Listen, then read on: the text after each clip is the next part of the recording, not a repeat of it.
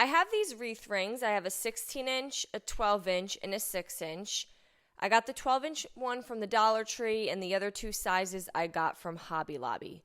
I'm going to take my straight edge, and I'm just going to make a mark so that I have 4 marks on each ring, one on the top, bottom, right, and left side of my ring. And then I'm going to take my hand drill, and I'm going to drill a hole in those marked areas. So when I'm done, each ring will have 4 drilled holes. I'm going to clean up my mess, and then I'm going to take some Wise Owl Snow Owl, and I'm going to paint all 3 of my wreath rings in the Snow Owl.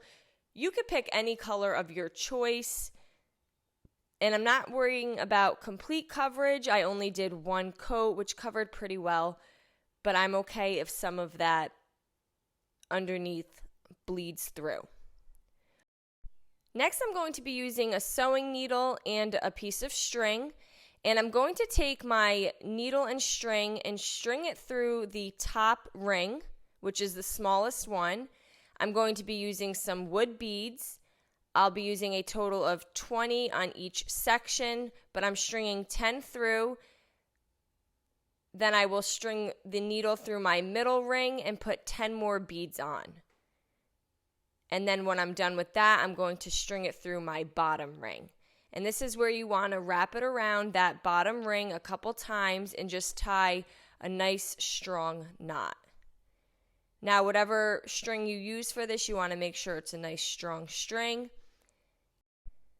And then at the top here, I'm just going to leave some extra string so I have some string to work with at the end.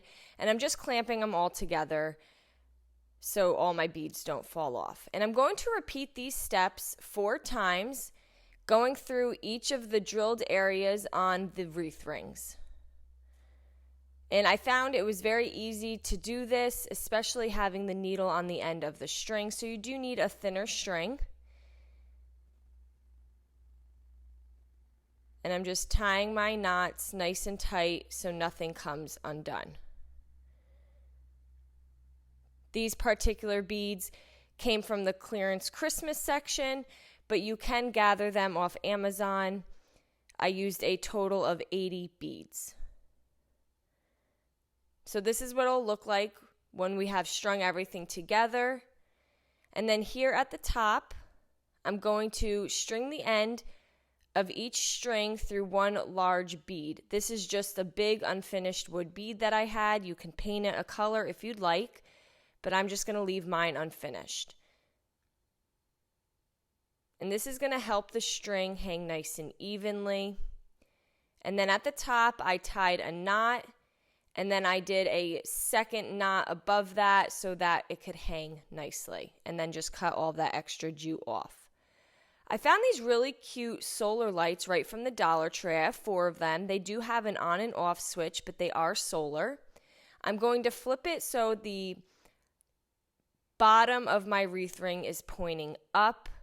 I'm going to take some E6000 and I'm going to glue 4 of these on my biggest wreath ring. Now, I am not gluing over the on-off switch. I'm placing them so you still have access to that switch if needed.